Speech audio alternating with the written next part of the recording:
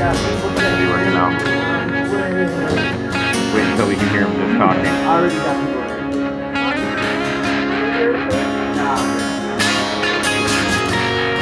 Oh, I hear us in the background.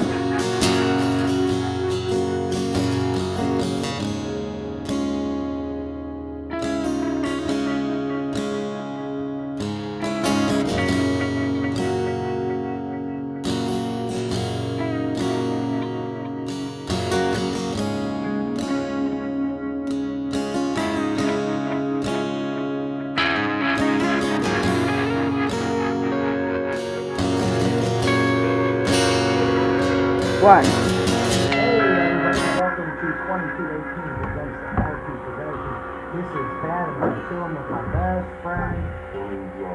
Hey, I just want to apologize for the technical difficulties the last few weeks. It's even hard to say that word, so you know. Whatever. We just had some studio issues and we're back to the old school studio downstairs in the wonderful auditorium here at 2218. Timmy, what's going on with you? I'm going to yell really loud, guys, because it's super quiet again. Not working. It's working, but it's super duper quiet. So we're dealing with that again. Eric!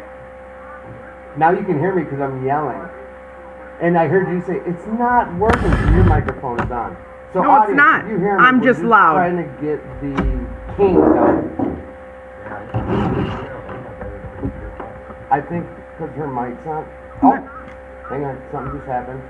Okay, watch your ears. All right, do you? All right, hang on. Hello. Let's get it in. Hello, audience. Thank you for your patience. Oh, you just did it. All right, hang on. Boom. No, it's shit. It's like we're a mile away. This is weird. I am the admin of things. I learned today of which you are. Hello. Oh, now I lost all that feedback. There, we're back in. Yep, I can hear myself better. Yeah, but it's super quiet. I got the headphones in. Well, I have an audience member saying they can hear us, but I'm telling you, it's like a mile away in my ear. All right. What we're gonna do is Tim is gonna start the show, and I'm gonna go find Eric. Thanks everyone for being patient with us. This is the Attitude for Gratitude, and by next week we should have all this stuff sorted out. Can't hear you. I can't hear you in my headphone, and I'm listening to the show, but I can hear me. So I'm having a one-sided conversation. Okay, well, you know what? Let's introduce you guys. Would you like to introduce yourself? Sure. I'm Rachel. Okay, and And I'm Ruth. welcome, girls. I want to apologize to both of you for this technical issues. We moved back down here. We had a podcast show that was set up upstairs for the last 20 shows, and it was like a professional studio. And all we did was show up and sit down, turn on a button, and things worked. And now we're back down here where we originally started the shows. But something, I don't know, maybe there's some dust in one of the plugs or something. But we'll get through this. Patience is key. We've learned that the hard way sometimes in recovery. So this is usually the time that me and Tad would do our little, hey, how you been this last week? Blah, blah, blah, blah, blah. I'm having the delay. I got to take my headphone out. So I know what we sound like. I know what I sound like. I appreciate you two stepping up at the last minute to come on the show. There were some other people that were scheduled to come on and they bailed at the last minute, which that happens. Life shows up. And we'll be talking about that as well throughout the show. But I do want to just say thank you to both of you for stepping up to fill these seats. Also, Elena, pizza's up. Come get you a slice. And if you guys are hungry, I got pizza. Let the audience know we do late night pizza eating around here. Red Bulls and pizza. So I'm going to real quick check in and let the audience know that I do apologize. A lot of apologies, I feel like, just right off Jump Street. Last week was a S show. We were upstairs. We were missing headphones. We were, here we go. I got plates. So audience, bear with me. Yeah, you're good. last week we were missing some things. We've had some really big events here at 2218. Synopsis and a recap of what kind of occurred was we had the Ride for Recovery, which was phenomenal. Even though we ran into some rain, there was a huge turnout. I think it was around 200 bikers showed up for that Ride for Recovery. We raised a crap ton of money.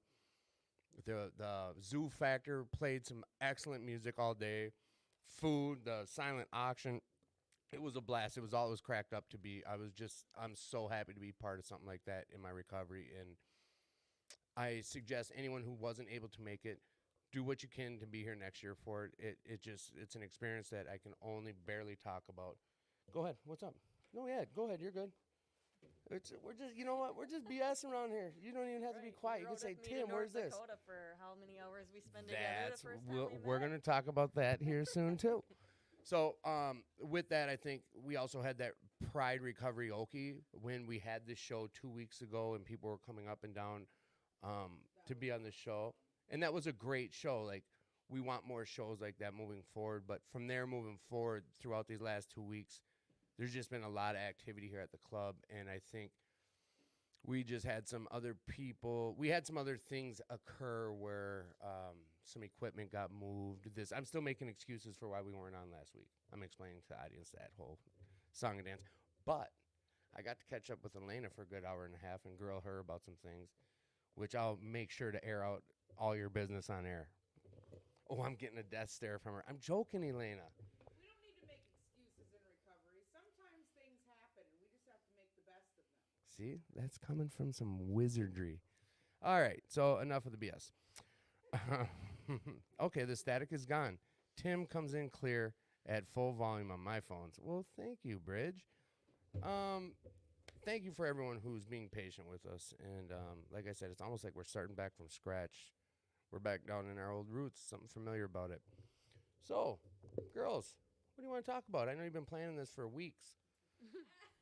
As I've got pizza in front of them, both mouthful. So I'll go back to BSing.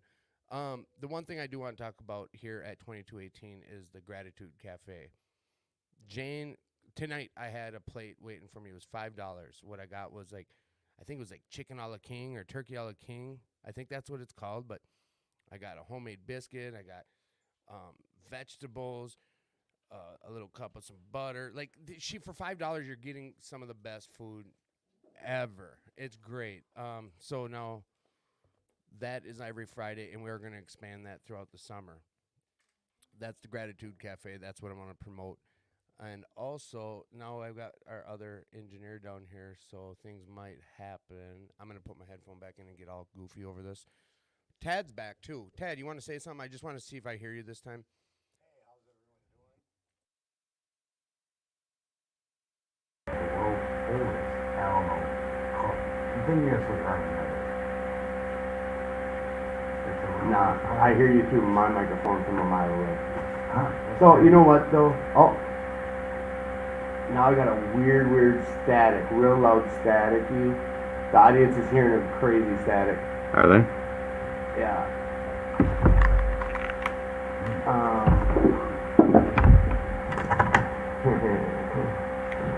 Thank you for your patience. But is your mic on over there? Because I heard you clear there when you said that, whatever you said.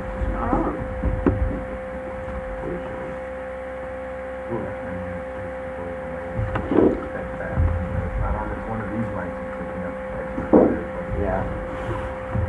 So, Rachel, how's that pizza? Alright, I just wanted to hear when you said something. So second time today I'd like pizza. That's true. Pizza can't go wrong with pizza. Pizza. Now I'm thinking about tasting New York. We're gonna have to go there Okay, next, so I next could Friday. hear her through mine. Ruth, how was your pizza? It was amazing. It was amazing. Love the Okay. pepperoni. I got another pizza going in a second.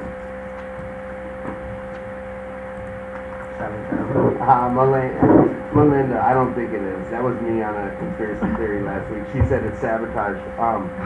That was me on a conspiracy theory last week, and it's not sabotage. It's like I said, it's pizza was good. Yeah. I mean, they say we can hear you, but what's it?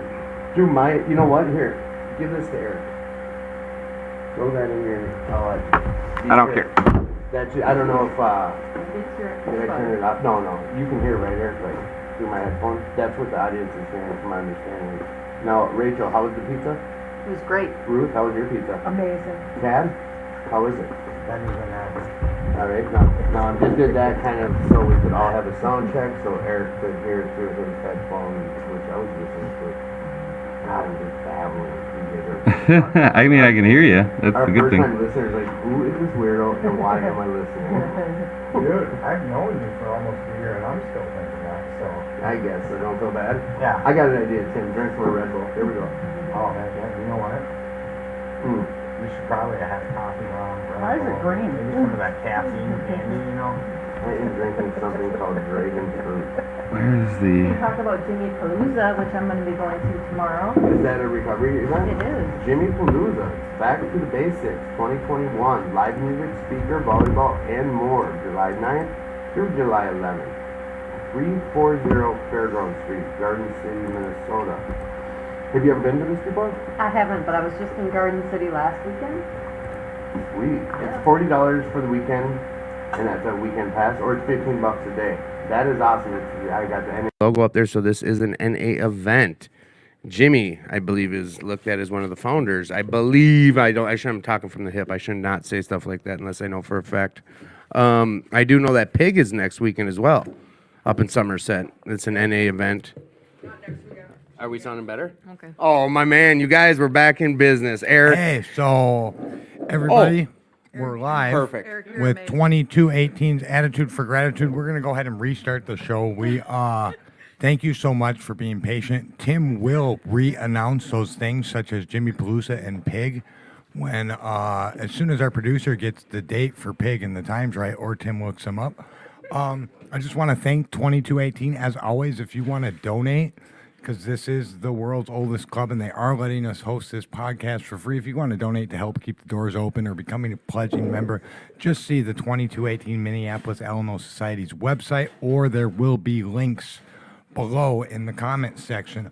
And also, as always, if you ever need to get a hold of myself or Tim, we leave our information in the comments. I am Tad Ackerman on Facebook, or you can get a hold of me at Tad Ackerman, the number 1 at Gmail, or Timothy. Oh, I thought you were. 763-301-3221, and I'll put my phone number in the comments in a minute. Tim, you want to give him your info? Yeah, Timothy J. Warren. That's on Facebook. My phone number, I put it on there. I will put it on again, and before the show is over. You know what, audience? Thank you for patience, and sorry about my. You know what? You guys heard what was going on the whole time, but we had the hero come in and fix it all, and hopefully taught us what to do. So we're gonna just, you know what, girls, start this all over. Yep. Introductions. Would you like to introduce yourself again? My name is Ruth. Hi, Ruth. I'm And Rachel.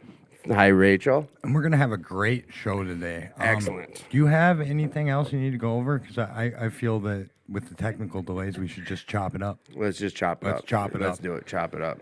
Oh, yeah. One thing. Uh-oh. Anyone that are listening right now, anyone that you know that could benefit from hearing about some recovery, anyone you know, period, that could maybe benefit from hearing about this, who need to hear some solution, please share this with them. Just don't hesitate. Tell a friend. Tell a friend. Tell your neighbor. Tell your buddy at the grocery store. Tell whoever, anyone that could benefit from this, tell them. And don't forget to smash that like button. Smash that like button. Share it and smash it. All right. Chop. We're good? We're good. All right. What do you guys want to talk about tonight? Isn't this attitude of gratitude? That is what Yes. it is. Yeah. Well, this is Ruth. Was thinking here how much I have to be grateful for.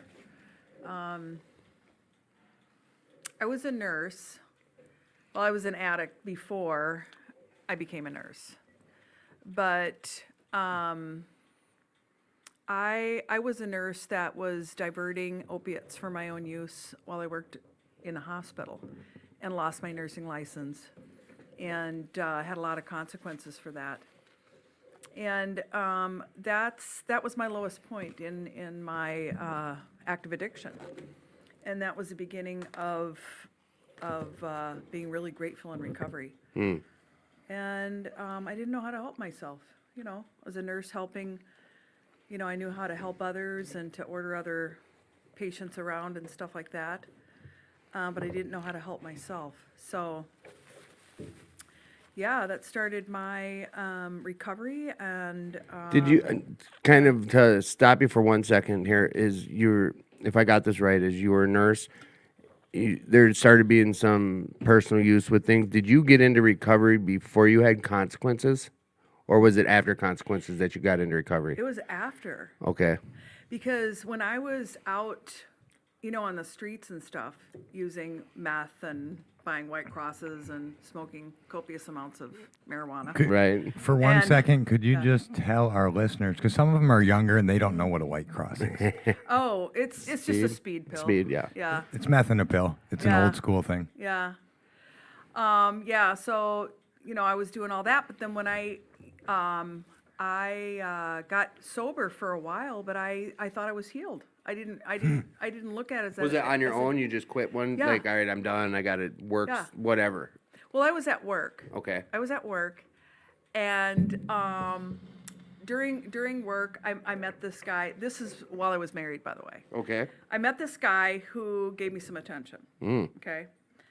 So should I get the nitty gritty? Yeah. Whatever you're, you know what, Okay. Ruth? Whatever you're Yeah. comfortable with. Oh. Whatever yeah, you're comfortable with. I'm way out. And So- you know, if you're one of us, Yeah. nothing's gonna shock. Nothing's gonna shock anyone. Yeah. So So anyway, I thought it would be a really good idea while I was married to go over to this guy's house to see what kind of curtains. Oh he knew in yeah, his house, you got to right? check on curtains. Yeah. Hell yeah. Yeah, and we hook up. Curtain and call. Yeah. Curtain call. Yep, curtain call. That's That's such the new curtain call. Perfect. Yeah, so, you know, how that worked is I went home and gave my husband a nice big old STD before I even knew I had one. Wowzers. Yep, a wowzers. Gift that keeps giving. Yep, Okay. so shenanigans like that. And, you know, so then what happened was my husband told me during that time period that my family was getting ready to do an intervention because I was like doing a ton of cocaine. He and gave you a stuff like heads that. up that it was He going gave to me a happen? heads up. Okay. And it scared me to death. And then I just stopped using for a while. Self-preservation. Yep. And so that's when I went back to, I went to school and got my nursing degree and stuff like that. But I never really understood about the disease. And I had chronic knee pain. And guess what comes with knee pain? Vicodin? Pain pills. Yep. Opiates of all kinds. So I got, slowly pulled down by those. And guess what's in a hospital? More drugs? More drugs. Yeah. And they're the good ones. Oh yeah, you know? the intravenously ones. Yep, intravenous. Although I was an old IV drug user back in the day, Okay. but I was too scared to do it at work, so I was doing IM injections. Is that those single? What's an IM? Well, it's intramuscular with Okay. a syringe. Okay. Yeah. So I needed to be removed from the floor. I was diverting opiates for my own use. What is that? You mean taken from the patient? What they were Yes. supposed? Okay, so a Yes, I sick was patient. stealing. Okay. It's a fancy word for stealing. Okay. Okay. So like you would say you gave Mr. Jones 3 of whatever, but That's you right. were taking 3 of them, and Yes. Mr. Jones Well, was getting an sometimes I would be courteous. And give them one and you keep- Yeah, and I'd give them one when I Okay. took 2, Okay. And so, I That was being makes sense. generous. Are we talking you know. late '90s, mid 2000s, or Okay, so I worked on a pediatric floor. okay? And it was a rehab floor. And so I I started working there in 1999. Okay. And I got fired in 2012. So June 19th of 2012 is my sober date. Nice. Yeah, that's the last time. And I got horribly addicted to tramadol, too. Oh no. Nasty drug. Hits Yeah. the same receptors as the opioids do. Yep. Gives you a good buzz, but it's bad. Football It's they give nasty. that to football players a lot. Do they really? Yeah. Oh. Yeah, and the shots. Oh, jeez. Well, are you talking about Toradol or? Oh yeah, I was No, thinking yeah. Toradol. Yeah. So Toradol's like ibuprofen, IV. Yeah. But anyway. They say it's good for your Yeah. nerves. When they don't Yeah. want to give you some Percocets, they say here's some Toradol. Yeah, Sometimes. Yes. So I got caught by a pharmacist. I made a mistake one day, and I got caught, and then I got fired. I was walked out to my car. Lost my license. Was this a time where Saved they your didn't? life though? Saved my life. They didn't offer treatment, or had that already been? Is this a time that wasn't the law, where if they catch a employee using, from my understanding, is they have to offer a treatment instead of just firing you? This is a great question. Okay. Because this is the message. Don't do what I did. There are resources out there like HPSP, 12-step programs, 2218. If you steal, like I did, you're in big trouble, okay? DEA can come after you. The Board of Nursing, of course, you'll have to go before the Board of Nursing, which is super scary. Legal actions. Legal actions, Yep, legal okay. consequences. So the message is to get help, Right. and don't steal drugs, because I needed to be. I have a couple personal questions, if you don't mind, Yeah. and you can just say no if you don't want to answer. How long do you think you were diverting meds before you got caught? Probably 5 years. Holy cow! All right, and are you just done nursing? There's no option to go back. No, I actually fought for my license back, went back to the Board of Nursing, and they granted me my nursing license back, but I had to have 4,000 hours of restrictions, which is 2 full years, full-time, being monitored by a nurse on the same floor, and I couldn't touch narcotics at all. Okay. Yeah. So, yeah, I think, it's what I had to do. And you're back in the nursing game. Yeah.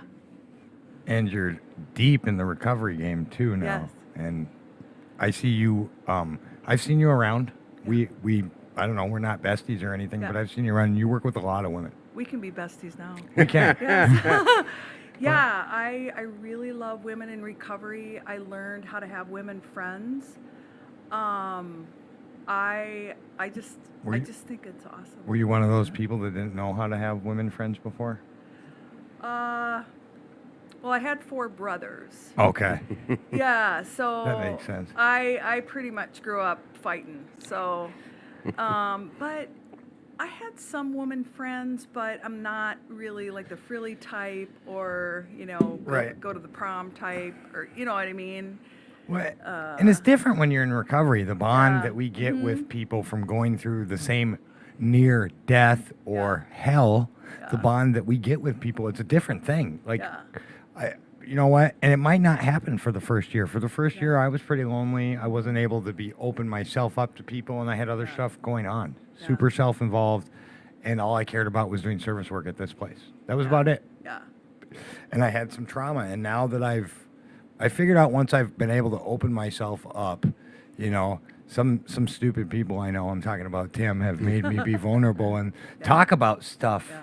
Like, we talk about stuff I don't think guys should talk about, and that's just Okay. because it's my stereo, you know what I mean? Yeah. And that these relationships in recovery, they're different. Yeah. They're life-saving. Yeah, I think you're hitting on something there. Number one, my relationships with men were all pretty much sexually based. Like, I was trying to get approval, or my self-esteem, needed to be boosted or something like that, but it never worked. And I think I missed out a lot with the women because I felt more like I was in competition, which is kind of ridiculous. It's a pretty common thing I've heard Yeah. about. Yeah. So, Rachel, I'm going to peel your ear back here very shortly, but I do want to kind of and not dwell on it, but I want to rewind a little bit, Ruth. I didn't know that the part of your story about the medical field and this and that. That plays a huge part in a lot of our lives when it comes to, I know, with the NA program and narcotics and what have you. And I also have a few questions. I had a good one, but I forgot it when Tad was asking. Whatever. So what I want to ask you about is, like, you're in that field. So you're in the hospitals or you're in the clinics. What is it like when, the best way to answer this, what's it like when you're encountering someone who's in there dealing with, let's say, pain? And there's pain, but you also know there might be some addiction issues. How does that come up? Is that things that you deal with? And if so, what measures can you take as a person in recovery, plus having to, do your job still? Why don't you tell them where you work? Yeah.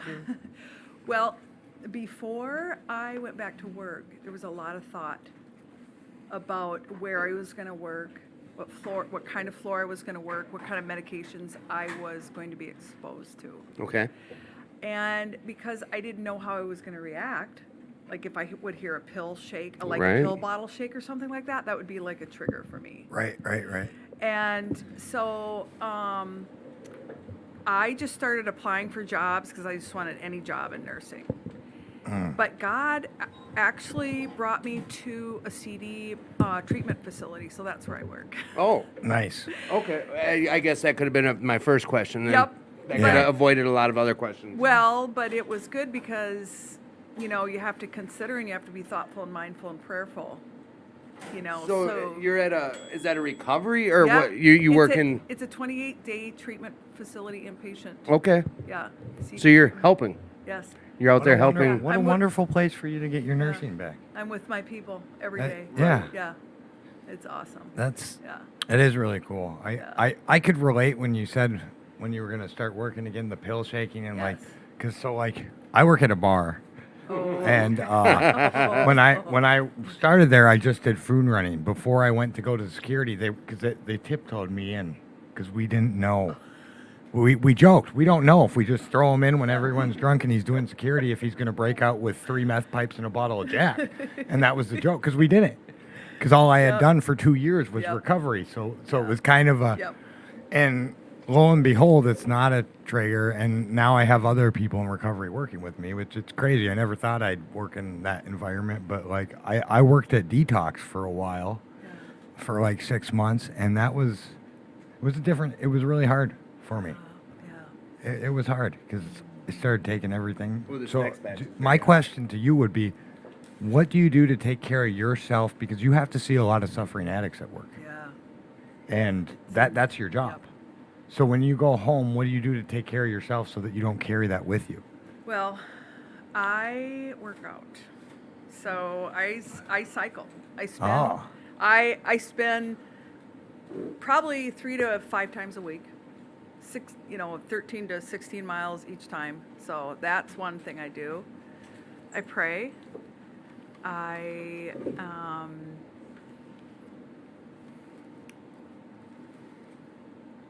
I'm very thoughtful and mindful. I garden. I work with other women in recovery. And I kayak. And, kayaking's fun. And one phrase my sponsor uses with me is to enjoy, to enjoy these ordinary days that we have. So I just try not to schedule a whole lot when I'm at home, and I just try to listen to how I'm doing. And then I also would let my husband know if my mental health isn't good. I just say to him, honey, I'm going to go lay down. I need to have a mental health rest, destimulate, so just stuff like that. He's fully supportive of your recovery. Yeah. And 100%. yeah, and it lets him know that I'm not upset with him or anything like that. Right. So. That's cool. So, Rachel, Yes.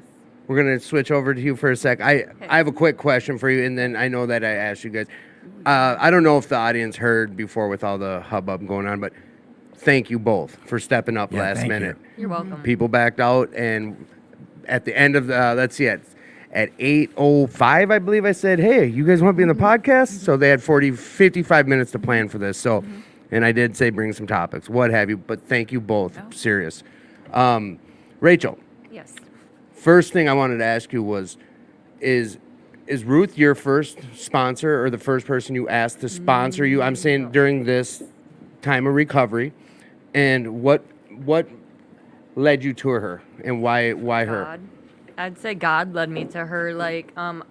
I've had a few different sponsors before when I've tried. This time I really, really wanted it, and I tried to find a sponsor, and I called Serenity Village. I asked many people and reached out over and over again, and I was at STS one day, Sentenced to Serve. Sentenced to Serve, Yep, okay, yep. okay. And God brought me this individual who's like, oh, I know somebody who's in recovery that's a nurse, and it was God. It was God because like we got sent home from STS that day. We didn't even have to work. I called this Ruth lady. My best friend Clarence died. Ruth lives on Clarence Street, if I'm somewhere or another. Whole bunch of higher power I mean, things. it was God led me to her. And I've met Ruth when I was in jail. She came there and spoke to me in jail before, and so it was just meant to be, even, you know. Wholeheartedly, Yeah, that's yeah. what you feel and believe. Yes. Because you're very spiritual, and Yes. I would say religious, but I want to just keep it to spiritual. Because Right. I've spoke with you, like, kind of little, what do they call that? Content. Little content. How we know each other is a mutual friend said, Tim, I know you're going to this convention. No one's in your vehicle. I've got someone who needs a ride. And like we said earlier, Ruth, if you don't have a reason in this lifestyle, in this new way of living, if there's not a valid reason to say no, you say yes. Yep. So of course I'm like, okay. He's like, she's right away. He's like, I was like, she. And he's like, no, Tim, it's good. Yep. They need a ride. You're going, and then it's for recovery. So like that's how we met, was two strangers on a 2.5 hour ride. Yeah. Like I didn't know who she was, and we talked, I or talked. you I talked. talked. You did a lot of talking about a lot of things, like My conspiracies, I'm sure. rock collections, just everything, like conspiracy stuff. But we got to know each other, so like, and I've known you throughout this, and I've seen you grow, and I've seen a lot of things change with who you are, all for the better, of course. Like you reach out. You're always there to talk to newcomers. I've seen. There's just a lot about your recovery that I would definitely like applaud and say like you're doing the deal. You want this from what I've seen. Right.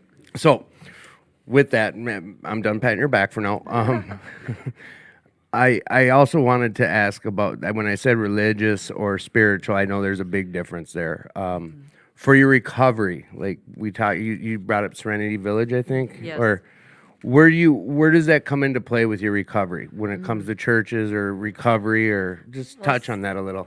Serenity Village is really great. You know, it's a recovery church, and like I had my first really spiritual experience where I felt the Holy Spirit like a couple weeks ago when Pastor Jeff touched me. I literally felt this big whoosh of, you know, like air, like literally the Holy Spirit went through me, and every muscle in my body went limp, and they lowered me to the ground. You fell down? Yes, I did that. I was like, I've seen it before. I'm like, you know what I mean? Like that shit ain't real. But You're right. like, okay, I felt the Holy Spirit, and ever since then, like, I mean, like, I don't want a new car. I don't want a new house. Like the things I want are like the fruits of the Spirit now, like love, kindness, goodness, patience, self-control. Like I just want more of, you know, him. And Happiness. I've always searched for like where I belonged or where I fit in, but all along, like this is what God told me. It's not where I belong, it's to whom I belong. That's like I could just cry. Like it gives me tears, like, and joy, you know?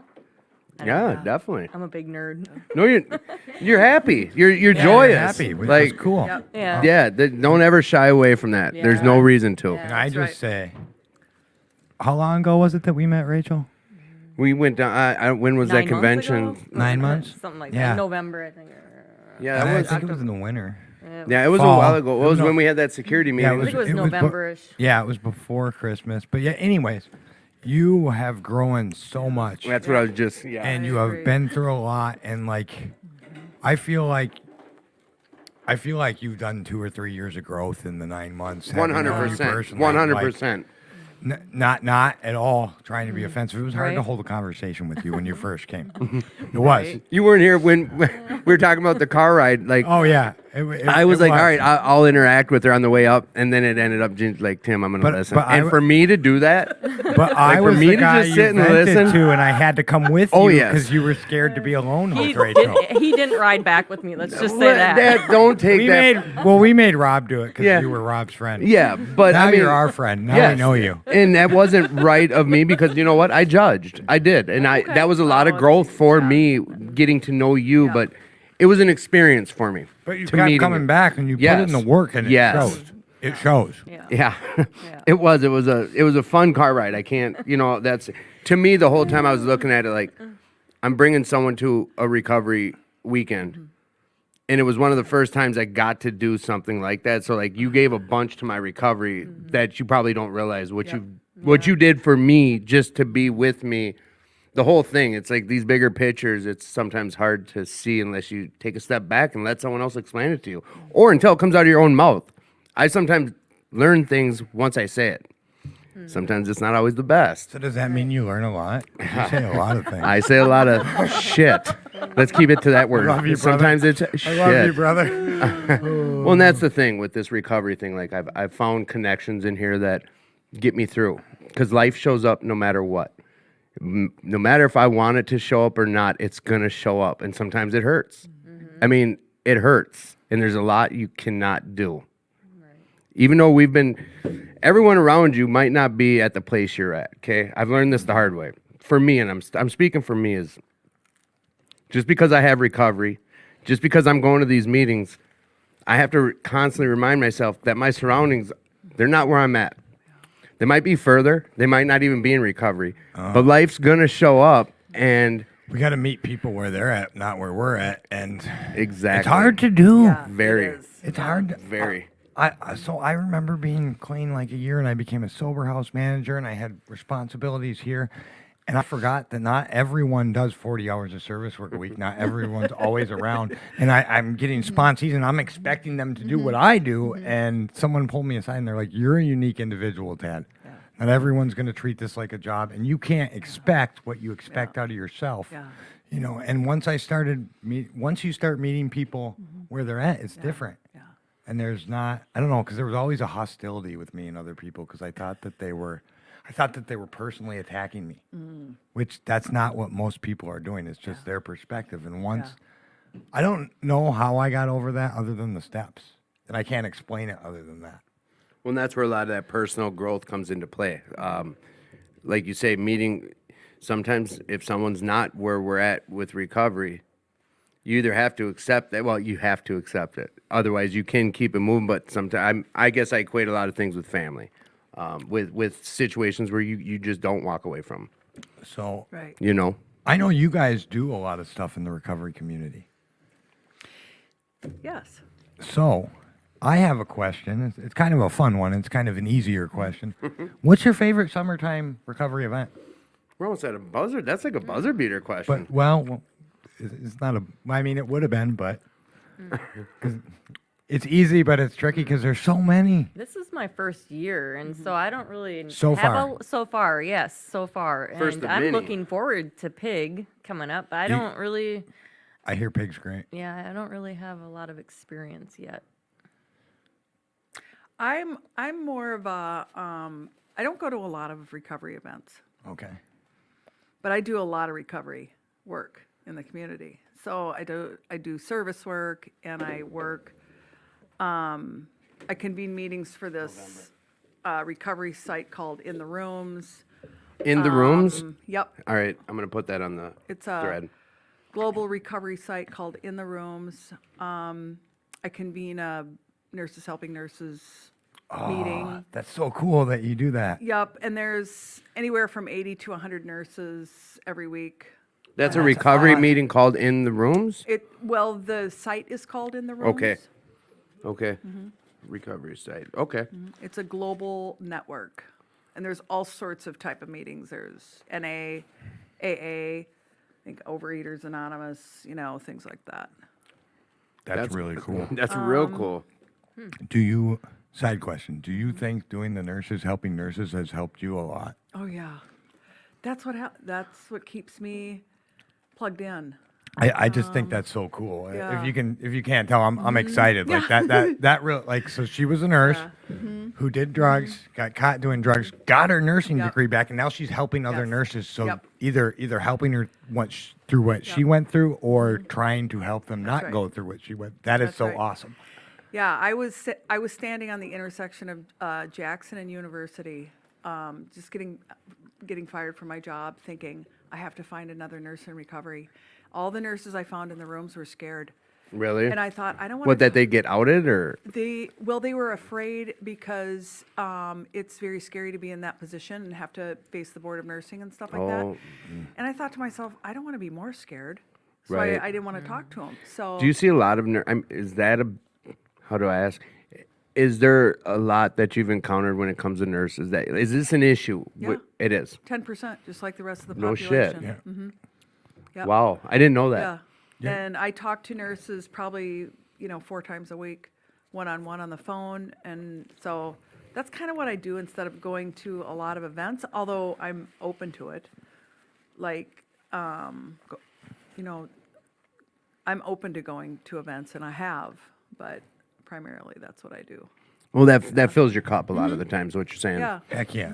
That's awesome. So then, Rachel, you haven't been to a lot. Like that was that the only convention you've been to, or have you been to other things since? I went to Indiana. Oh yeah. Yeah. The hip hop thing. Oh yeah. Yes. Yeah. What was that called again? Recovery Out Loud. What was that like? It was cool. It was, like in the middle of Amish country. It was a little, different than I expected, but it was cool. What'd you expect, and then what'd you encounter? Let's kind of dive into I this. expected to be like in a city, and not in a pole barn. I wasn't disappointed, but Rum Springer. Right. Somebody got pulled over on the way back, and I heard. it was good times, But it was recovery, and didn't JP have a booth down there? Or JP is had a that's booth, Hope yep. Dealers. Yes, Minnesota Hope Dealers. They were on the show too. It's our sponsor sent a lot of pictures, and there was a lot of He things. sent me a picture of just him in the back of a squad car. And I was like, what the heck? And then he's like, oh, I got pulled over. I just wanted to mess with you. And I was like, Life shows up. Life I'm happens. riding with the girls next time to out-of-state conventions. This is just what's up. I mean, so that's what you discovered out that's of what this. I You discovered out of learned your this. I would have lesson. had way more fun with the girls. Yeah. Now you know better. Did you discover you this go. on your own, or do you reach out to your sponsor for things like that? Do you ask your have you found yourself asking your sponsor for more advice? Like as time goes on, like how do you utilize your sponsors? Is my question. Well, we meet weekly, and I call her when I'm struggling. There's some difficult conversations we have. She is not, for me getting like a construction job per se because of the male to female ratio, and she knows my history. So, some of that is just gonna, she's gonna have to learn to trust me with time, like that I can stand up for myself, but I'm learning, too. I got issues in my neighborhood community close by, like, if I really wanted to use or, have a, Well, it's everywhere. well, like next door, okay, next door to me, I have a drug addict that lives next door to me that is propositioned me, and so, some days that's been really difficult for me lately. That's got to be hard. Lately, like, cause okay, the weight gain, I've gained like 40 pounds in my recovery. I know it doesn't seem like much to some people, like, oh, you look good, and it's like, some days, like, I do sit and think about, fuck, I could just go over there and, just have a weekend. I could lose 10 pounds in a weekend, like, and like, I still get these thoughts about stealing shoes all the time, like, I don't know. I mean, it's hard some days, but I know it's not going to be like, I'm going to lose 10 pounds from my boobs and my ass first, probably, and muscle, it's not going to look good, and I'm going to have a needle in my arm the next And week. water weight. Water weight. Yeah, The I nurse know. comes in with Yeah. the real Ah, the answer. nurse comes with the factual stuff. Yeah, I mean, I have issues still. I spent 6 hours at the gym today, and I was going to go back again, after I left this meeting, and now I'm sitting here, which is probably good. I have compulsion issues still, like. But to recognize it, I found Yeah. it's got to be I still key. have compulsion issues. Yeah, So does Timmy. no, I don't. 6 hours. Yeah. But you know what? Like I get sick of that. That's happened to me. I got out of my 30-day treatment and I gained about 100 pounds. Yeah. And Yeah. you get sick of hearing, "Oh, you look healthy. It's Yeah. healthy." Bullshit. You're the one. I'm the one I sitting in want the a mirror. six-pack, Well, abs. Like, and I'm selfish. I'd be asking God for that, and I know I'm not supposed to do that. I'm asking God to remove these selfish desires, like I've been reading about. Like, I really Hey, God, help give me me to a- not ask for you for a six-pack of abs, and help me to. Dear God, please make me look like China the wrestler. but you know what? Here's something someone said to me once about that with praying. It's you can pray for the garden to grow all you want, but if you're not out there watering the plants, it's just not gonna happen. Like you can pray I like for, that. you I've know. been trying though. Look at this. So, like I'm You really look, am here you trying. go. I'll be one of them people that you hate hearing. You look I good. don't. I want a 6-pack of abs and I'll feel Well, better. Sure, That's and I all want a need. toilet made of solid gold, but that's not in He's the been card. saying that a lot like this week. Like, Well, come what's on. up with you in the gold toilet? So Are you- I had a guy in a meeting once say that you pray to your higher power and you wish to a genie. Yeah, that's You pray perfect. to your higher power and you wish to a genie. That's what the excellent Elena said. You want to hear something real convoluted? Say it. Somebody else say it. I would pray that, all right, God, you need to take some time for yourself. I know you're getting bombarded with a lot of prayers, but here's go. the Here- bad here part. come- The reason I would say that is I'm like, all right, I'm getting. We all know. We're I'm all getting in laughing his good. 'cause we Yeah, know that you're- yeah. Like, all right, so now I'm on his good side. Now here's what I really need. Shit like that. Hey, our heads don't. This is when did 3+ years later. I'm one- doing that shit. And So then what would you disturb his almighty that was super busy for after you buttered him up? yeah, well, exactly. Probably not for a 6-pack. I don't know, something dumb. No, but Shit. I really every day though I thank him like every day I wake up that I'm blessed with the family that I've had and the parents that are healthy still and like I'm just really really grateful and every day to wake up and to be alive and have another chance. Right. You have people. I know you've talked about your dad and your family. Like you have support outside of recovery rooms, correct? Correct. I mean, like that's a Yes. question now. My What's your my family dad to you? is like the best. Like every time like I was in treatment and I needed him to bring me my boots, he would bring me my stilettos. Like he was there for me. That's what I was gonna ask. Is what does your know? family mean, or what's your family to you in recovery today? What's that about? I mean, they're pretty close. I mean, on Sunday, my dad is gonna bring my oldest, who I wasn't able to see my oldest child for like a couple years. She's, I don't know, has a lot of mental issues, cuts herself, and she's 20 but lives in a group home. So Sunday, he's gonna bring her. I'm planning. He's gonna bring her to church with me to Serenity Village. So, Awesome. Yeah, That's I mean, awesome. my dad's, more of a conventional Sunday church type of guy, but he's gonna do that for me, and so. Yeah. That's cool. He's gone above and beyond for me, buying me cars. I've totaled a car. He'd buy me another car. Like, most people don't have that. I'm just blessed, and I've taken advantage of it, and I still have a lot of amends to do. Sponsors help with that sometimes Yeah. on how to figure that out. Yeah, I was gonna just mention that when you call me, it's like a processing. So it's holding the mirror in front of your face and getting somebody else's perspective that's safe and that's in recovery is important. Because we'll habitually always want to go back to that old behavior. And, you get to make the decisions, but talking about it. Who needs a new pair of shoes? I need Not a new me. pair of shoes like Is that that. kind of like me. saying co-signing your own bullshit in a way? Yeah. Is that another Yep. form of saying that? Yeah. Like we will tell ourselves X, Yeah. Y, and Z, but at the end of the day, to call someone that has your best, let's say your best interest at hand, a sponsor, Yeah. and ask their opinion or advice about Yeah. something going on with yourself, Yeah. is that a way of getting away from co-signing your own bullshit, or how is that? It is. It is because most people will go to somebody that they know what they're going to say, and so it gives them permission to act like an idiot. So you're saying an addict can figure that one out? Yes. Yeah, they're pros. Yeah. Pros at it. She does Manipulators. not co-sign my bullshit. One time I did something to Allie, my daughter, remember with the money Yeah. thing? Like, and Yep. she was like, that was so wrong and Yeah. so immature. And like, Yeah. she made me make an amends like then and there. Like, Immediately. she didn't think Yeah. that these little immature things that I do are cool or funny or. It's not even about that. It's about growth and Yeah, well, whatever the right. case is you believe you found your sponsor through a higher power, which Yep. it works. awesome. Things work in specific ways that they're supposed to. I have to believe at times. But you have someone it doesn't sound like it's going to co-sign your shit. Nope. Question for you, Ruth, is do you have a sponsor? I do. And how is your communication? And if you're comfortable talking about it, what's that look like for you, your sponsorship relationship? It was wonderful. My first sponsor, fired me because I was crazy.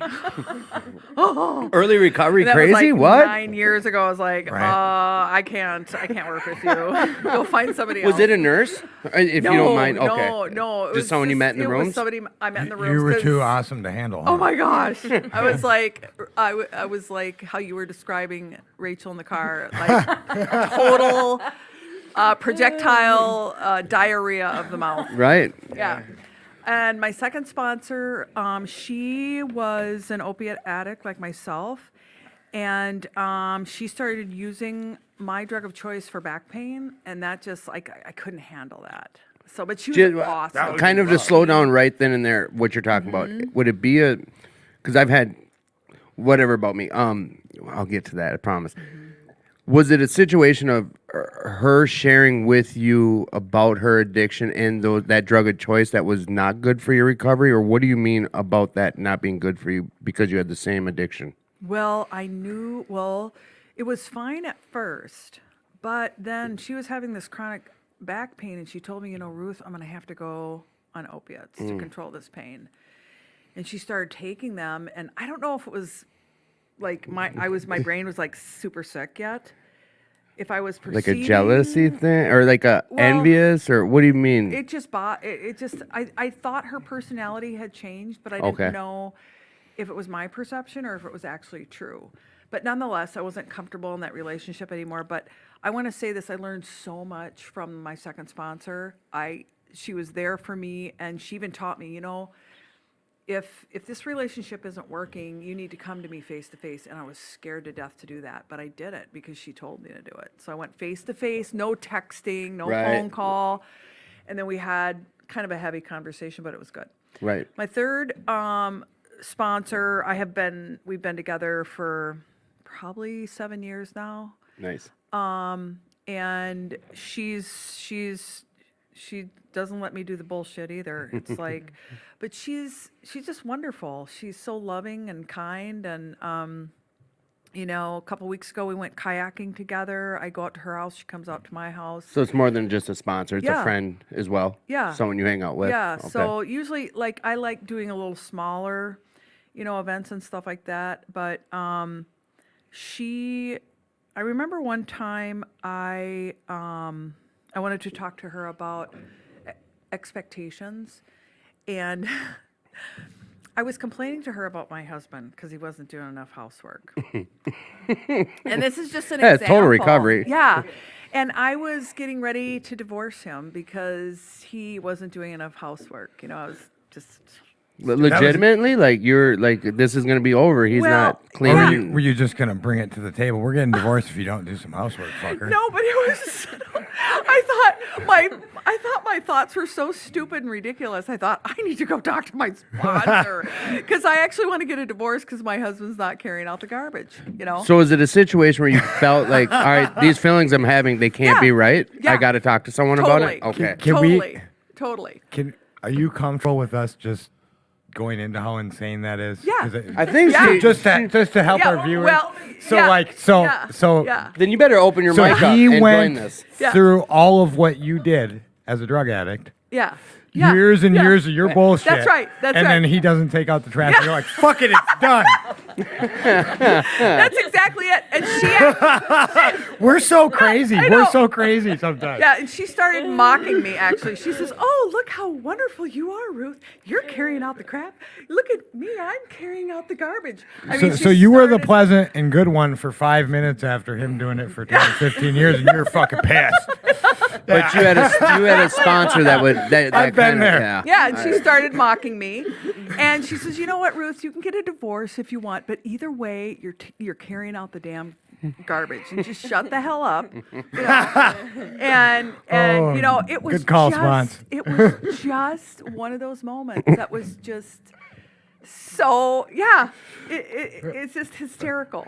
I get it Yeah. because I've been that way. Yeah. And I constantly have to put myself in other people's shoes, and like as a house manager in here, like I want to ream guys out and like, wait a minute. This guy's 19. I would have told me to fuck off at 19. Right. He's in right. the rooms. He doesn't yeah. know stuff. Like me and my bosses constantly talk about that with another guy. We're like, he's trying at least. Like, Yeah. me and my boss will look at each other and we're like, I wouldn't have done that at 19. I'd have told both of us to get fucked. And I'm like, I did tell us to Yeah. get fucked at 19. Right. We have our first question. I have a real quick. Ruth, Go. if you're okay, is your husband in recovery?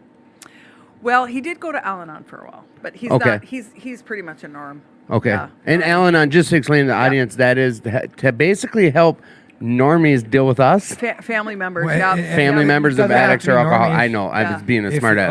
like technically, you dealing with your brother who's in addiction, you should be going to Al-Anon. Right. Me dealing with my True. sister, being in a relationship, we qualify for Al-Anon. That's a double winner. Yeah. Right. Yeah. So Or like a parent who yeah, a we're, parent. we're double winners. Yeah. Yeah, double. hear that? Yeah, double winners. I got your double winner. This question comes from a good friend of mine. Shoot. Who we asking first? Rachel, Rachel, this is for you. Okay. what do you think the hardest thing for an addict to do is, well, trying to get help for the first time and for them to trust people in the person they come to? Say it again. What's the hardest thing that an addict could do is when an addict's reaching out for help, what's one of the hardest things they can do when they're reaching out for the first time when it comes to trying to trust trust someone?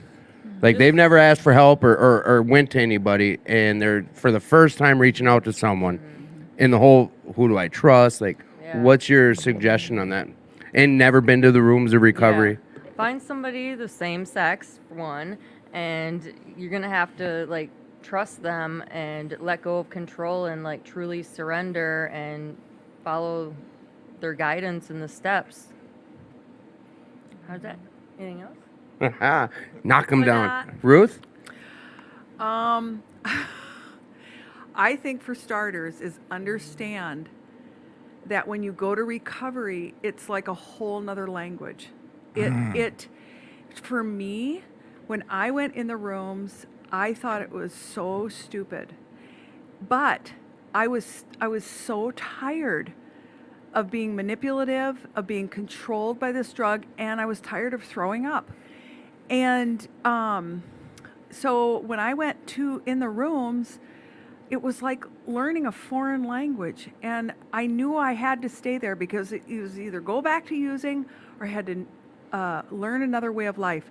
And when I sat there and I listened to people share their stories, I thought, my God, if they can do it, so can I.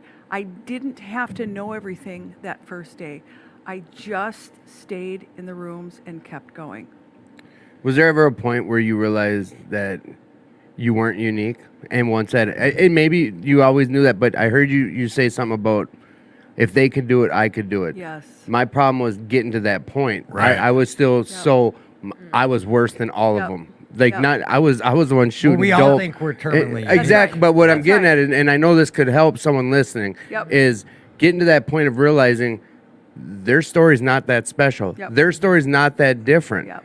I mean, Yeah. being on a buddy's bathroom floor shooting dope and they don't and that- know. Yeah. I remember. You know telling what I Ruth mean? That Yeah. one day, Yeah. that's exactly what I said to Ruth one time. Yeah. It's like it seems like they're like talking about me, like Right. literally. Yep. Yep. you And know? we, So, like- we find Yeah. that in the Yeah. meeting, and if you Yep. go to enough meetings and you Yep. just listen, Yeah. you're gonna find someone Yeah. that's telling your story. Yep. And what I will say, I just want to say this is, hey, if you go and you make that first leap of faith, and that Yeah. person is not working recovery, and they hurt you, Yeah. that's unfortunate and it sucks. But don't give up. right. That's right. Because if you went to a drug dealer and he sold you Duff, Yep. you don't just quit. You go find another You're drug. damn So right. don't Right. do the Right. same thing. That's I right. guess equate it to something we know. You know. Yeah, Right. and Yeah. I have a question that I'm pretty sure is specifically for you. I Uh-oh. just got text.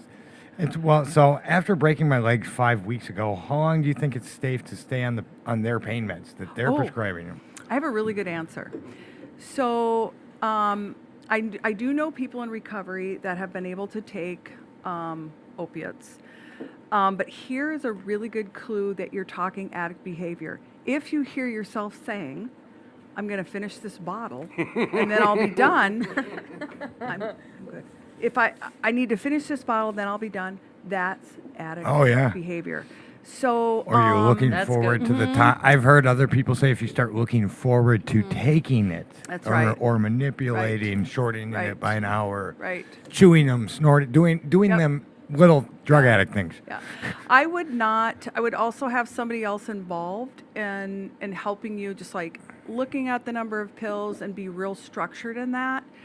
I wouldn't handle it yourself. Another thing is doctors are notorious for, okay, we have an allergy, you guys, right? It causes the obsession of the mind and physical craving of the body. That is an allergy. Like if a doctor were to ask me that, I went and I tell my doctors I have an allergy, you know? Right. But they're notorious for handing you a 30-day, Prescription of your or a 30-pill prescription bottle or whatever of your drug of choice. So you really have to have support during this process. So this person that asked the question, I hope that was helpful to you. And just remember, there's also Tylenol and ibuprofen. That's pretty kick-ass. Yes. So. I have a quick side note on what you just shared about now. This is food for thought. And this was in a men's meeting that I go to that I'd recommend anyone who's looking for a good men's meeting, reach out to me. I'll tell you about it. You brought up the allergy.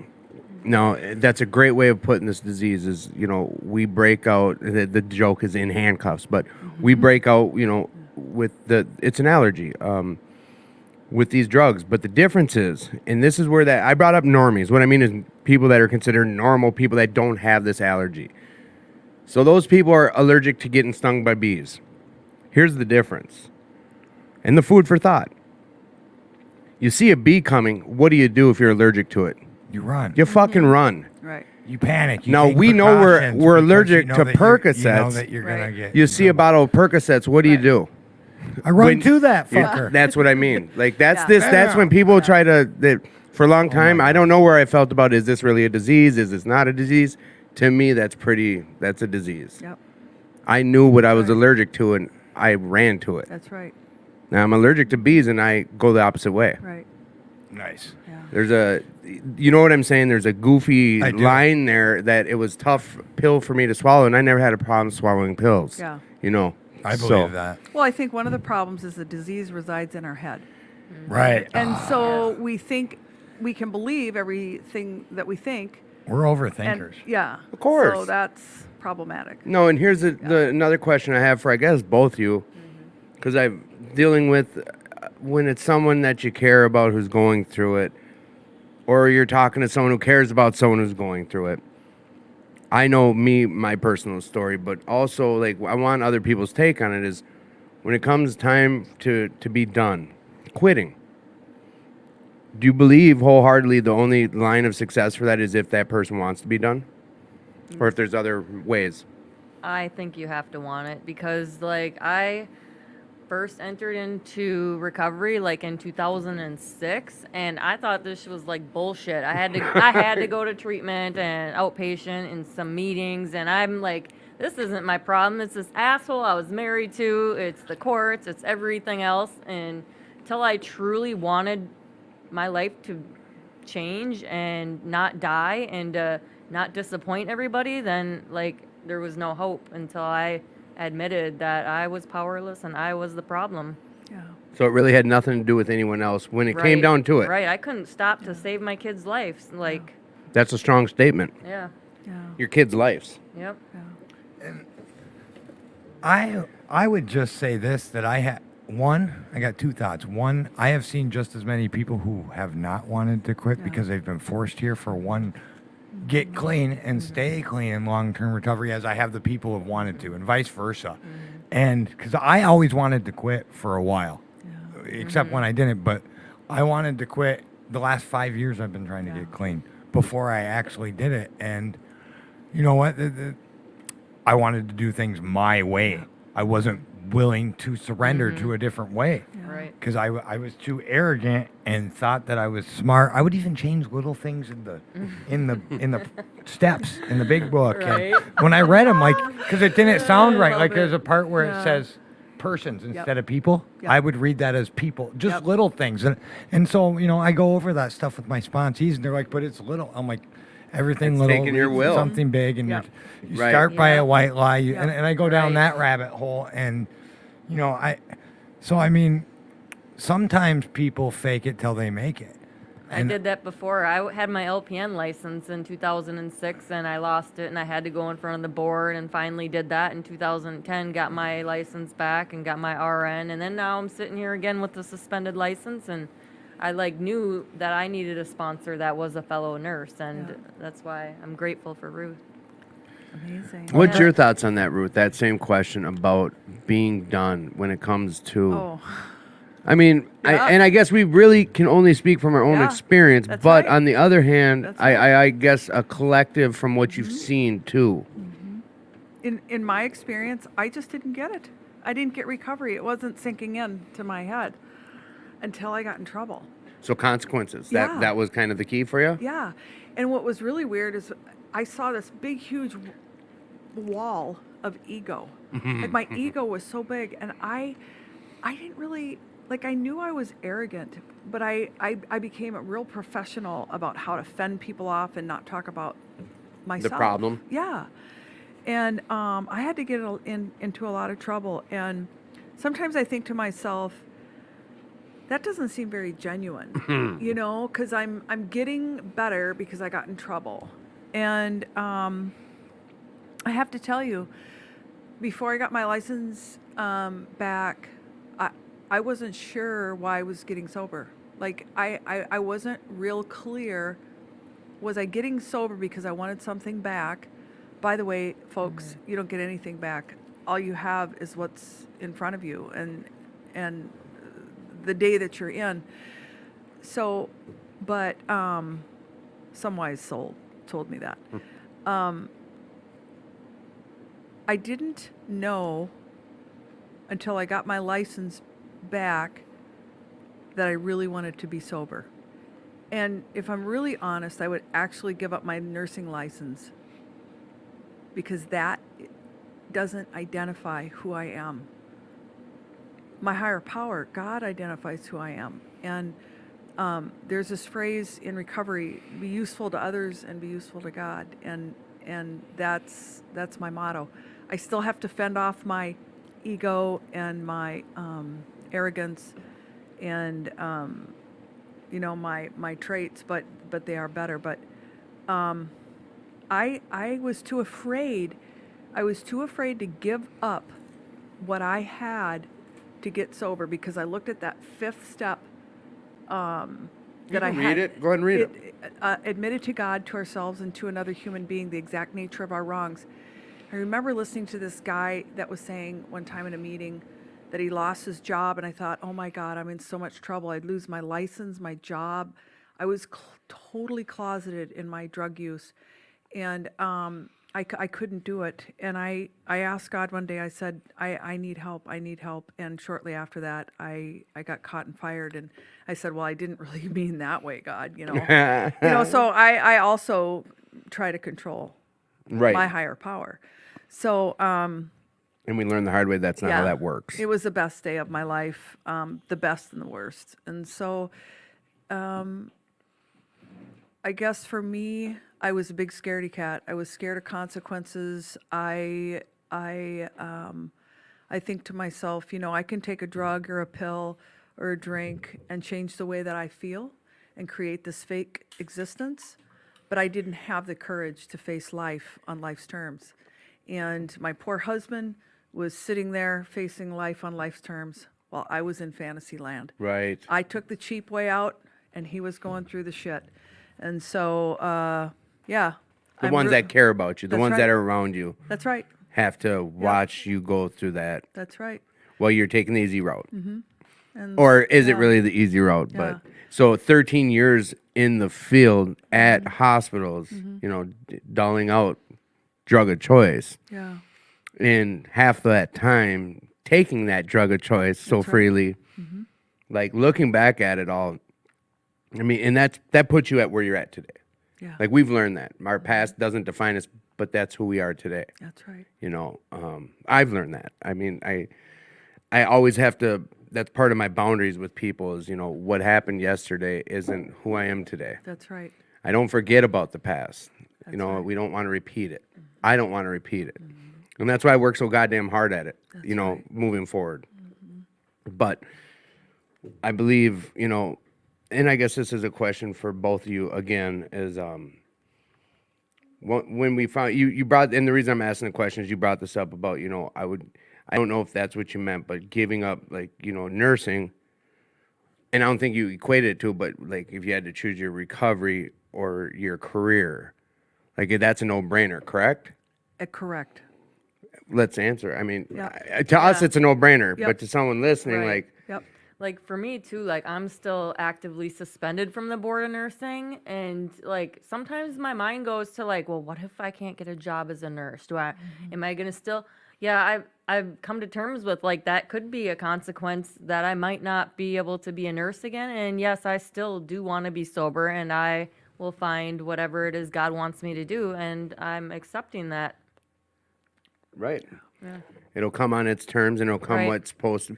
Like you've already expressed, like knowing about your higher power Mm-hmm. and like having this epiphany as of recently, Yeah. your spiritual experience. Like things are going to happen the way they're going to happen, Right. and like you accept it. Right. I Correct? mean, I've had kids die, and I mean, like, there's nothing you can do, like, sometimes, and, and my best friend die, and yeah, life, I have no control. I just take it as it comes and live life on life's terms. And There's so many gifts. There's so many gifts in recovery. The reason why I made that statement was because you can't, I just think, Did I hear it right though? Is that what you were saying? yes. And there was a reason for it. And the reason I put it that way is because I was willing to not give up my career because I was in active addiction. And I was so miserable, and hardly anybody liked me. Nobody wanted to confront me. And several of my nursing friends were just, it was just, I'm not getting into that, but it was really something else. By the way, I made many amends to people at work, doctors and my peers and colleagues and stuff like that. But if I wouldn't have entered into recovery, I wouldn't have been there for my mother and my father when they died. Right.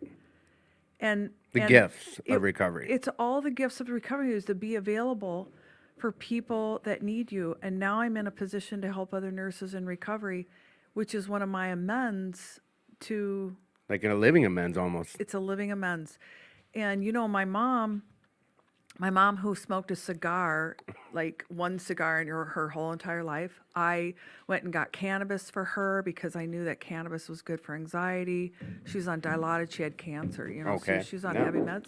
I was sitting there giving my mom my drug of choice, and What a blessing you're at where you're at now. yeah, it was And kind where of, you were at then. Yeah. You were able to do that. it was kind of funny seeing my mom a little high too, by the way.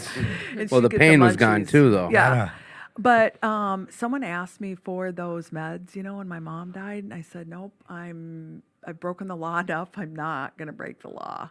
I just Good took for you. all that. Was so empowering to take all that stuff and destroy it in the, they have this waste Yeah. bin at Regions or whatever. and I Okay, went in there and that's took it away, cool. But That just reminded me. So my grandma, the one who watches the show, very Mm-hmm. Christian lady.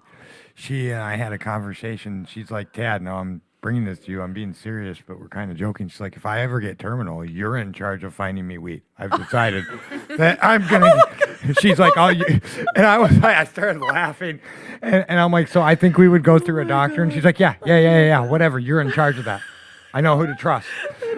I was like, I don't know if that's okay, I got you, Grandma. I love it. I got you. We'll cross that road when we get there. I know how to get some weed from Massachusetts, by the way. So, for your grandma.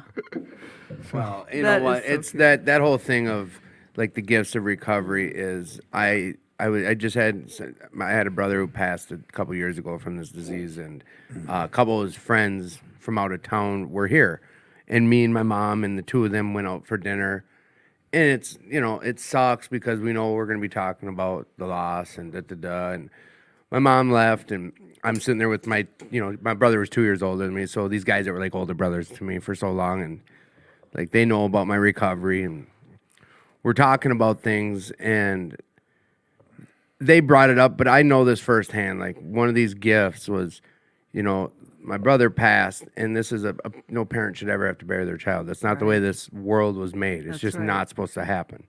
But it happens. That's life. That's what this bullshit brings. Like that's one of the alternatives: jails, institutions, and death. So the gift I was given was to be present. Like I know in my addiction, my mother would have been by herself dealing with this. Yeah. Things of that nature. I got to be there for family. I got to be there for my brother's friends. Like they talked in depth about that day, you know, the funeral and the celebration of life, whatever, and what I was doing that day. And I think about it, and it's something I never could have done 6 years ago. Because it wasn't about anyone else. Yeah. It's about this guy, you know. So the gifts of recovery, it goes deeper than just getting back them nice stilettos or getting a job or shit like that. Like, it's a life and death matter. You know, I have to keep that at the forefront, that this is life or death. Because it's nice to get the stilettos back in a nice car and what have you. Can I just say that it's nice, however brief, that you're talking about this and dealing, because I know you're going through a lot personally right now too. So Life shows up for everyone. Do we want to answer this question, because we're all going to have an opinion on it? And if we do, I do have to express that these are just our personal Yeah, opinions. We do absolutely. not speak for Narcotics Anonymous, Alcoholics Anonymous, Right. any This is Al-Anon going to be a society. good question. So, do you want to answer it first, and then we'll just go in the order, Tim? Let's shoot. What is the opinion about marijuana? Oh, you asshole.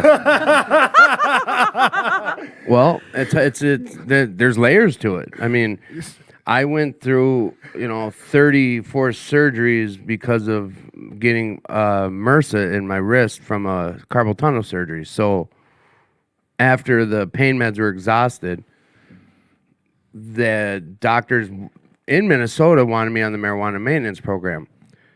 No, we're looking at it from that aspect. Who am I to tell a doctor they're wrong? Although these are the same guys that were giving me the Dilaudid that got me to turn into a junkie. But they didn't get me to turn into a junkie. I'm the one who shoved a needle in my arm. They didn't. Right. So there's so many facets to this. My personal thought on it is if it helps you, fucking do it. That's it. If you're responsible, do it. I'm not the one to judge you. For me personally, I don't think it'd be safe. I don't think I personally could handle smoking pot no matter how sick I am. Yeah. That's me personally. Yeah. But I'm not here. I can't tell someone else what works for them. Yeah. Absolutely. Next. Rachel, what is your opinion on marijuana? I believe if you need it for medical reasons, then, I think that it's an okay thing. Me personally, I never really liked marijuana anyways, but if you sit in a barber shop long enough, you're going to get a haircut too, type Clip, of thing. clip. So, like, You've said that it's to me on more than one yeah, occasion. it's I freaking hate pot. It's not my Well, thing. it's a gateway drug, and you surround yourself with people that do marijuana. There's, all of a sudden people that do cocaine too, and like that's just. I mean, Marijuana. So, I don't know. I have. I stay Next. away. All right. Ruth, Um, what is I was the sa- opinion on marijuana? I was just thinking of tobacco too, but I'll stay on marijuana. Very similar to Rachel's. I mean, I was like stoned for so many years, and it's just not for me. I think if it's used for medicinal reasons, I'm all for it. Like if someone can handle it and take it, I think it's a lot tamer than some of the drugs that they're making, in the manufacturer, so I think it's fine for that. But for me personally, I just think of all the bong sound, I can still hear the bong sound. Yeah. And those one hitters and stuff like this, just too much to trigger me. So Right. For me, it's not for me, but I did tell my daughter, if I do get sick at the very end, bring on the cannabis. Yeah. Hey. But So, Ted, what's your boy. thoughts on it? So, just so everybody knows, if you didn't know, I am a drug addict in recovery. I have several opinions, but I will start off with this: that for myself personally, I have just done marijuana, and it leads to the same thing every time. That all I do is smoke pot, and then I have to start selling pot, and I quit my job so I can just party, which leads to a drink, which leads to whatever's in front of me, and I am full born in it because the obsession is released the minute I feel outside of myself. And even with things that aren't drugs, video games and new relationships, a new friendship, I can start that obsession, but it's easier when it's not a drug for me to reel it back in. Once that first hit, and it doesn't matter what it is, Floodgates. touches me, I'm insane, Floodgates. and I'm done. And so, for me, that's my opinion, and I kind of, everybody has to do their own thing. If you're getting it from a doctor, what am I to say to you? But also, I don't think it should be illegal.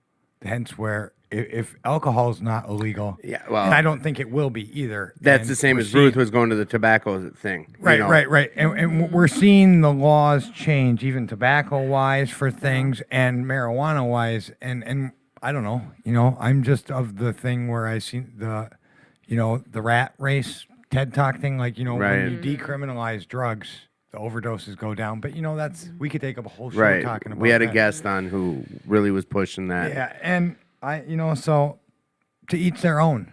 So do you put this into effect, Ted, when you answer that? Is let's just say alcohol, marijuana, tobacco. You look at the death rates. We know the answers.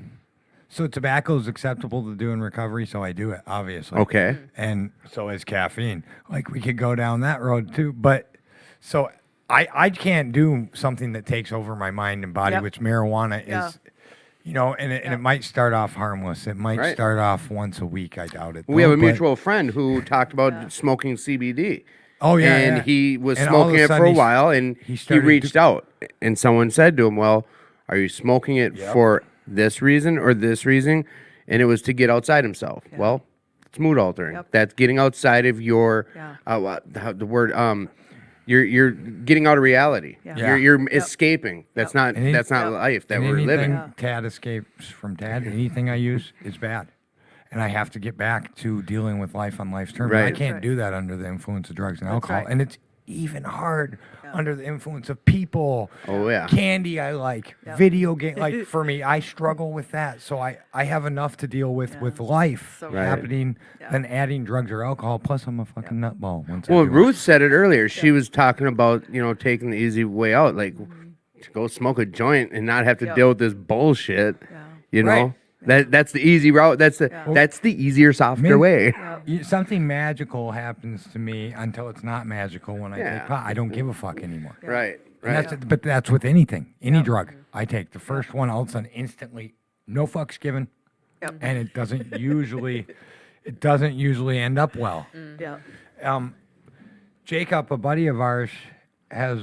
This is going to be long, but it gets to a Yes, it question. always is. It's Jacob. Yeah, we We love you, Jacob. It almost seems being in recovery, you lose your life to get it. The more I serve and give, it ultimately gives me purpose and really opens my eyes to the power of relating to someone literally can save my life and just in return then gives me so much gratitude. Pray hands, ... Do you feel there should be a limit on your service or is it the more you give, the more your eyes are open to how much truly you receive? That is a lot to take in there. I don't think that there's a limit because, like Ruth said, like I truly do believe too that we are here to serve others and to do God's will and serve, for Him. So that's what my answer is. I'm gonna interject on this just because I know kind of what he said at the beginning is, we almost lose our life to get this recovery. Okay, but then there's a point of having the addiction to recovery. Yeah. Now, me personally, I'll take that.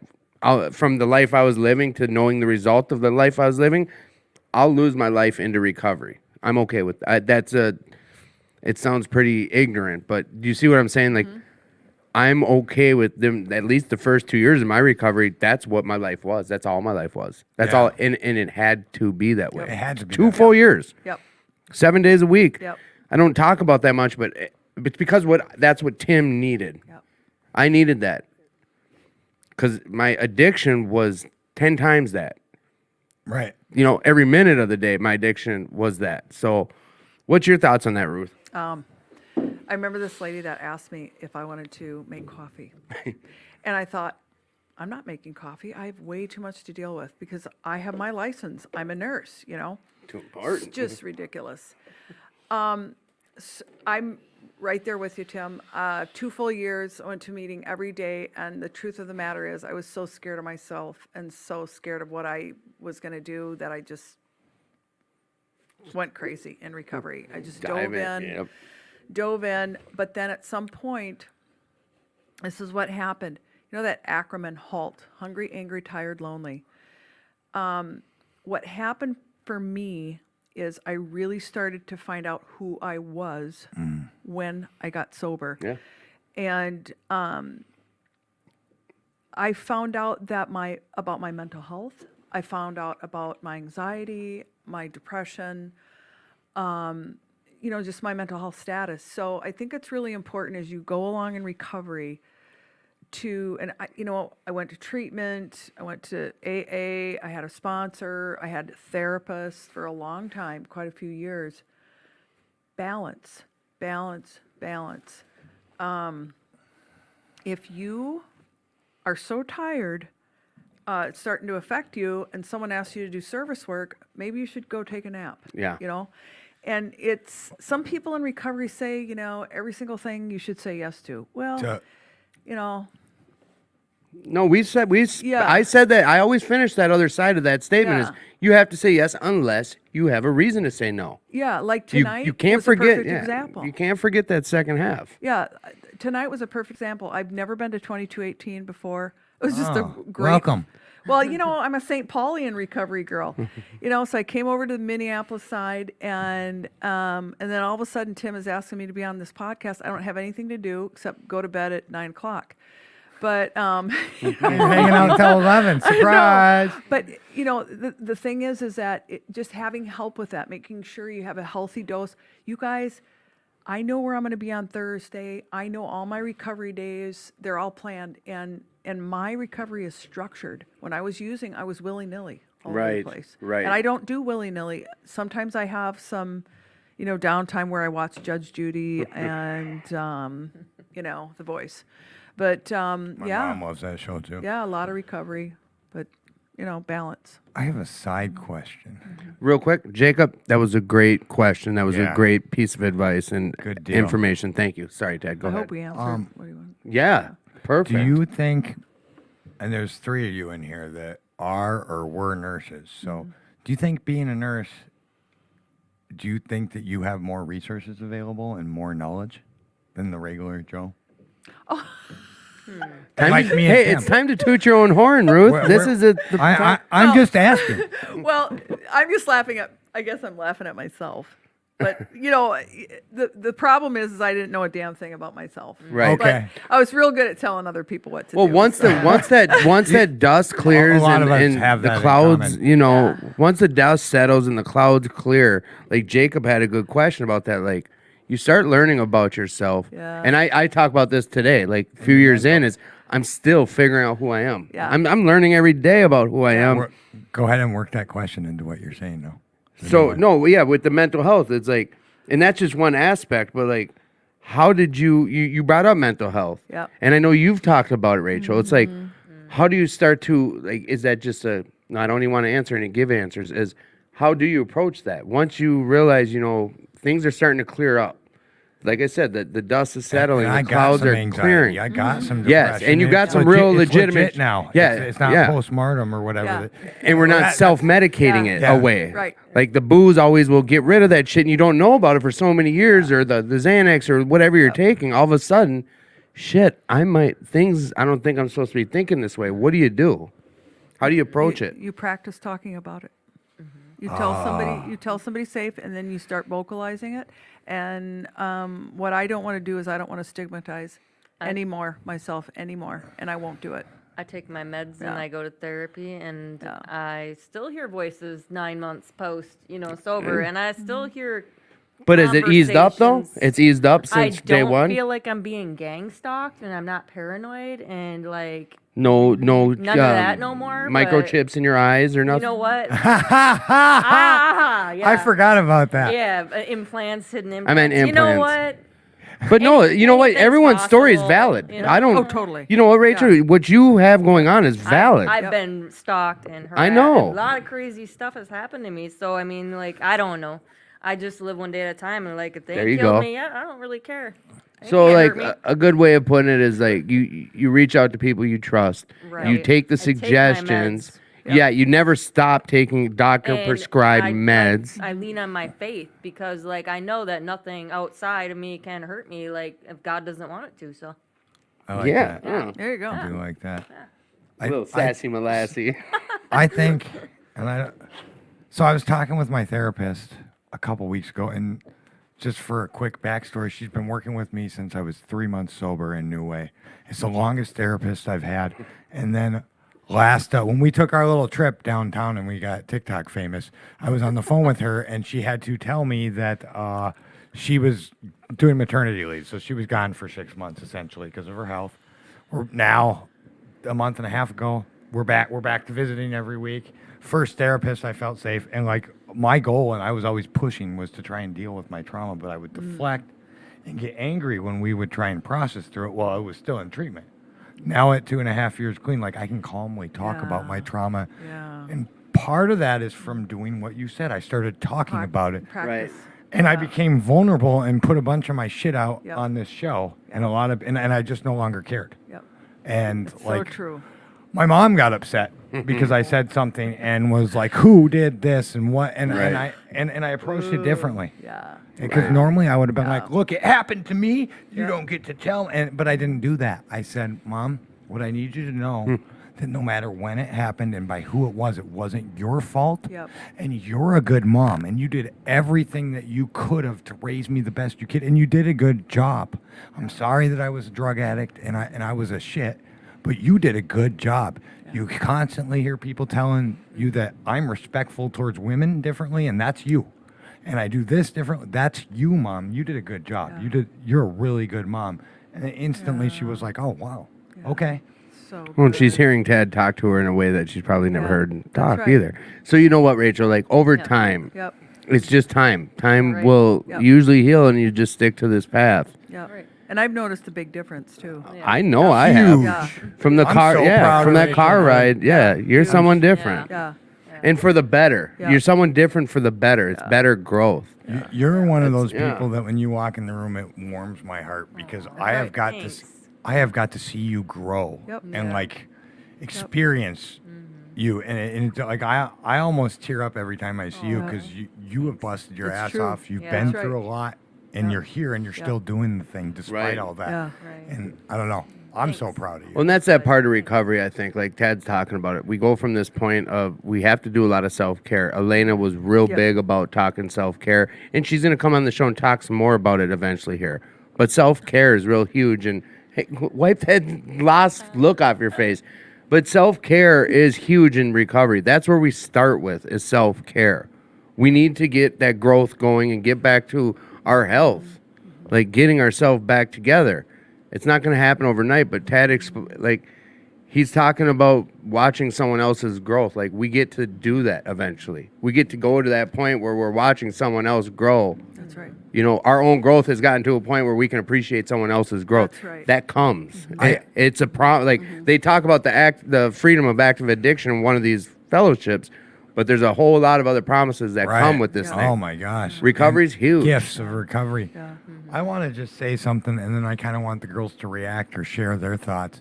So how we're talking about Rachel's growth, it's real easy to see someone else grow. Yeah.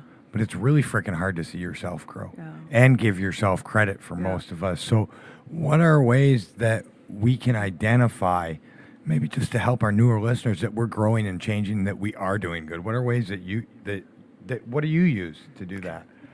Oh, here's a real simple one. You know, when I'm driving and some lunatic is, driving crazy on the road, I don't react. And I don't even look at him. I just move over.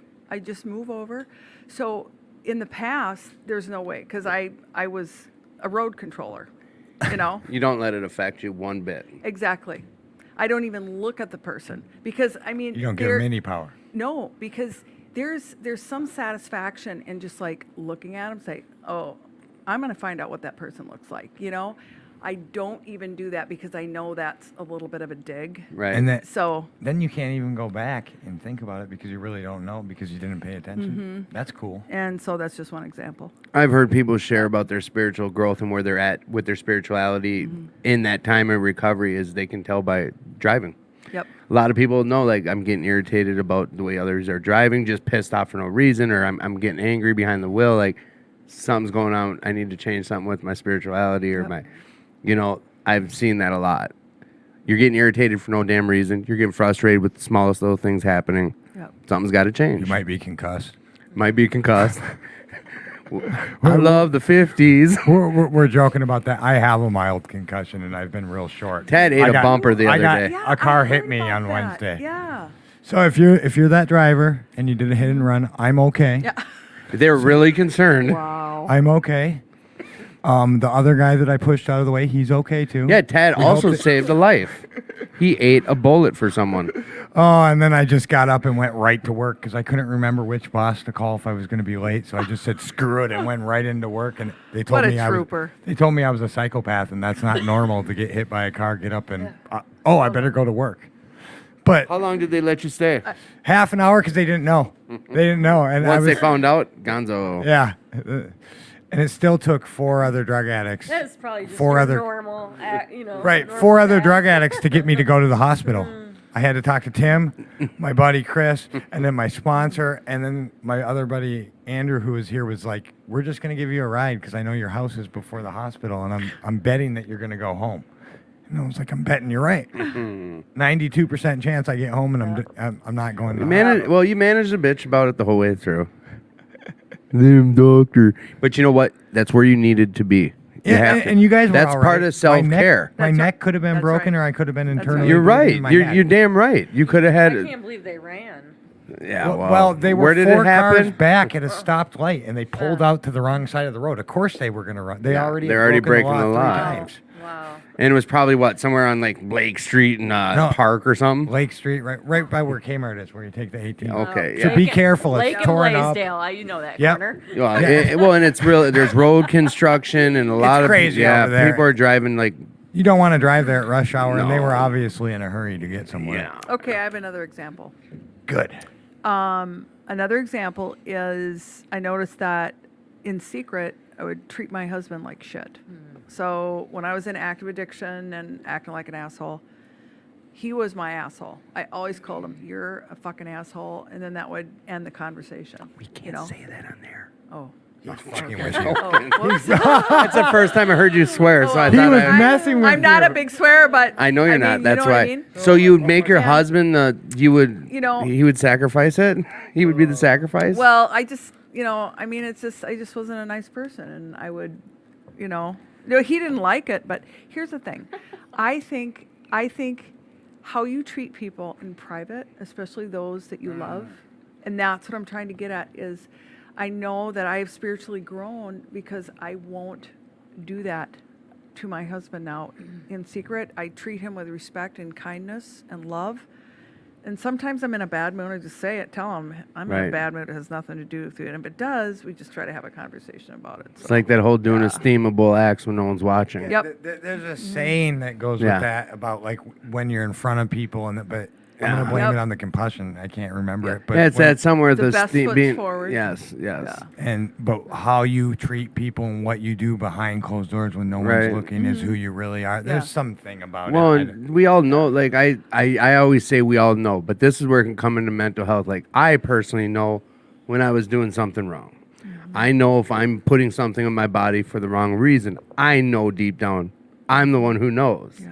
And I want to say most people, but some people just that capacity might not be there. So I've learned like I can't assume that for other people, but I personally know when I'm just like you're saying. Now it's at a point where I've known like when the same person we're talking about has a big saying, and I've shared about this is like before you do something or say something, ask yourself what's your motive behind it, and is there one? Good.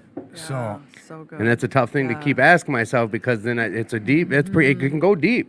so we got 2 questions, and I think that's it. Yeah, we're getting there. What's So- that thing Marie or that Marie used to say though? When your thoughts bring you joy, when you're doing the act of or the will of God, when your thoughts bring you joy. How did she say that? I don't know. I think you're doing good though. Keep going. Your Yeah, thoughts you're bring you joy, finding and it. your words are authentic. And No, yeah, no, that sounds good. Sounds great. So then you know you're doing His will. But yeah, also I was gonna say like I know how I'm doing like spiritually. Like sometimes with my dog, like you said, yeah, I'll be like, you Yes. fucking asshole, you fucking ate my fucking tens unit wire. Like what a piece of shit. And I'll be like mad and impatient with him when like he's just being him, dog. like puppy? a dog. Yep. Yeah. Feed a puppy. Yeah, and so that's how I so know. good. I know you're a like, big you know, dog so lover. good. So. or my neighbor being a drug addict, like he's a sick person, Yep. and he might be a child molester and a drug addict, but he's a sick person. Yeah. He's still a child of God. yeah. Absolutely. Yeah. I So- tell myself. I'm going to ask Ryan's question, and then you can ask Jacob's Okay. question because. I'll start studying his right now. Yeah, go ahead. How long do you guys think it takes to be comfortable with a new counselor? Also, what if your family doesn't want to be involved and you have to do it alone? Before I turn this over to you, I just want to state that you're not alone. All of us are here in the rooms. Everybody at the table in this podcast is here for you, and you are loved and you are Right. enough. So go ahead. So I've had so much therapy. One thing my therapist told me was if you're in a family unit and one of you changes in recovery, it will affect the rest of the group. So Because of our roles we have. yeah, so because the person in recovery is going to learn how to set healthy boundaries and to speak differently, you know, and heal themselves and stuff like that. What was the question?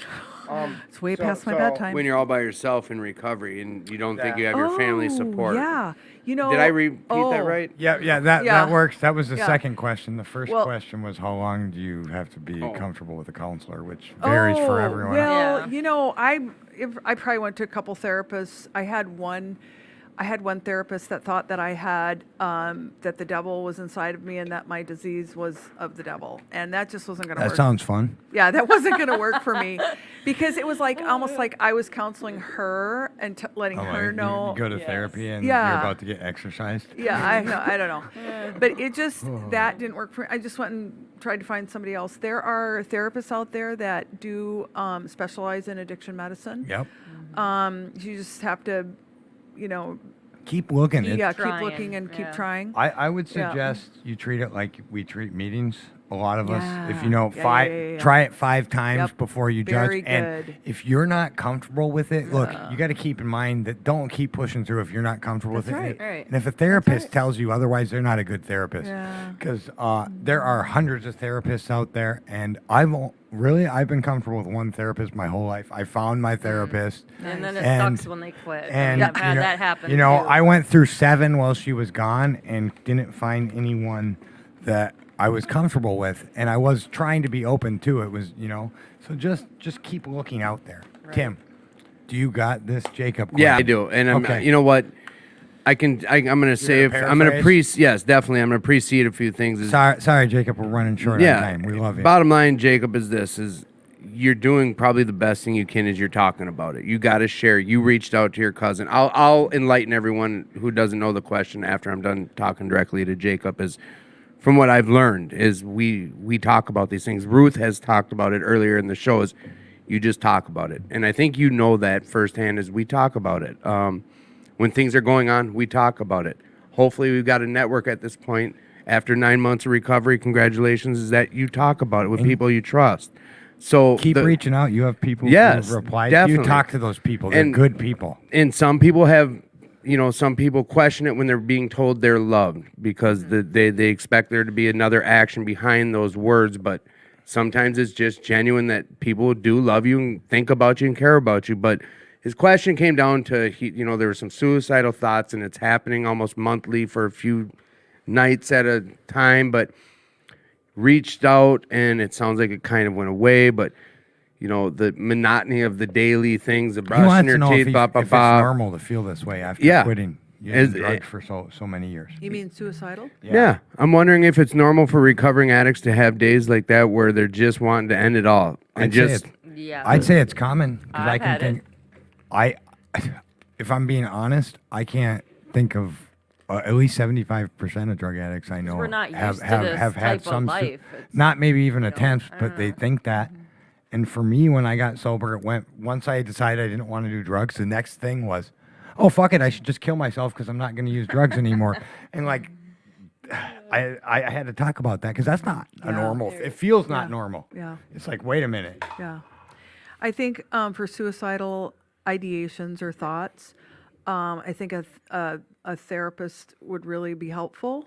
Along, I'm one that embraces all whatever way you can get there. Outlets. Yeah. All outlets. If you have a harm to plan yourself, you must call somebody. Call somebody and The and- suicide helpline and- is actually really. I'm putting it helpful. online right Yeah. now. Oh, Tim's this man. I put it on the other day. because having a plan is different than the suicide ideations. Yeah. If you actually have a plan, that's when it's scary. So I think we're gonna. Hey, who's What up, on- JP? Hope dealers in the JP? house. Hey, who's on the Minnesota. show next week? Let's promote next week's shows and then we'll. Oh, I thought we. who did I say was on? I can't remember. Oh boy, oh boy. I really can't remember. Put it this way: just tune on in. It's going to be a hell of a show of talking recovery. I can assure you that. Didn't I book someone?